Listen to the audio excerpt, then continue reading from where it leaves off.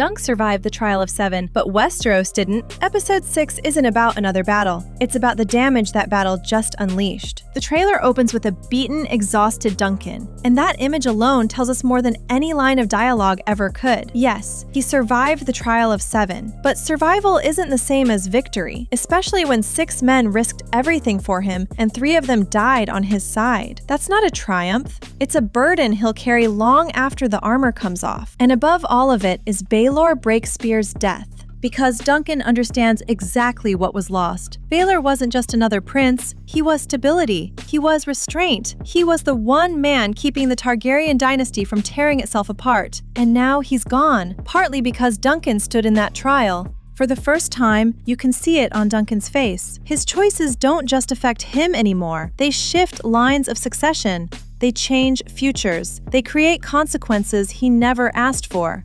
Then we get the conversation with Lionel Baratheon, and this is where things get dangerous. Lionel doesn't just warn Duncan that a war is coming, he sounds ready for it. When he tells Duncan that together they could be a force, that doesn't feel like friendship. It feels like recruitment. The crowd already turned against Aerion. The people were openly cheering against a Targaryen prince. That's not subtle, that's unrest.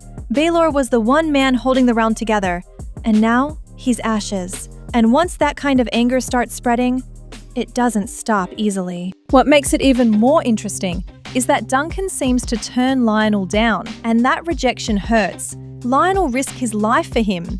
From Lionel's perspective, choosing loyalty to the Targaryens after what just happened might feel like betrayal. And honestly, Lionel may not be wrong. Without Baelor, the realm feels unstable, fragile, one spark away from something much bigger.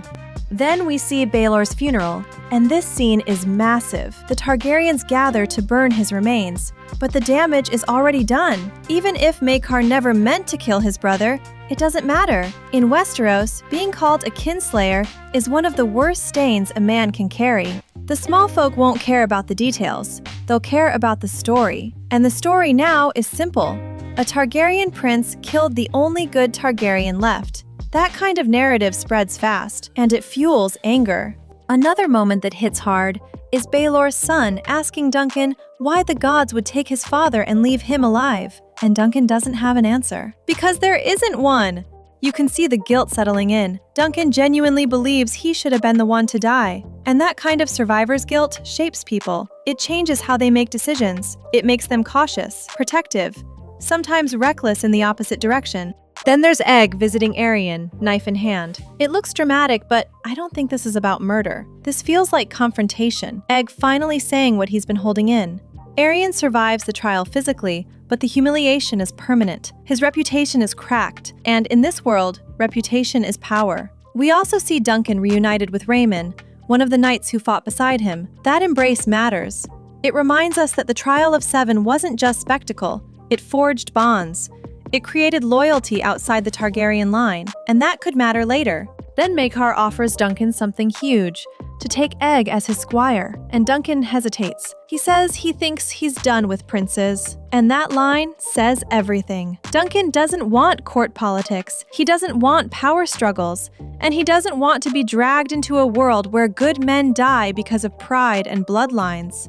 But pushing Egg away isn't about rejection, it's about protection. Duncan is starting to believe that people around him die, and if he keeps Egg at a distance, maybe he can keep him alive. Of course, the final shot tells us how this ends. Egg shows up dressed as a commoner, ready to follow Duncan anyway. Their partnership isn't breaking, it's being reforged under heavier circumstances. So episode 6 isn't about who won the Trial of Seven, it's about grief, it's about guilt, and it's about what happens when the one man holding the realm together suddenly disappears. And here's the real prediction. Without Baelor, the Targaryens are exposed. Lionel Baratheon sees it, so people can feel it. Maekar wears the stain of kinslayer, whether he deserves it or not. This isn't just fallout from a trial. This feels like the beginning of political fracture, the beginning of distrust, the beginning of quiet rebellion. The real question isn't who wins next. It's whether Baelor's death just set something in motion that no one can control anymore. Because if it did, Duncan didn't just survive the Trial of Seven. He survived the moment Westeros started to change.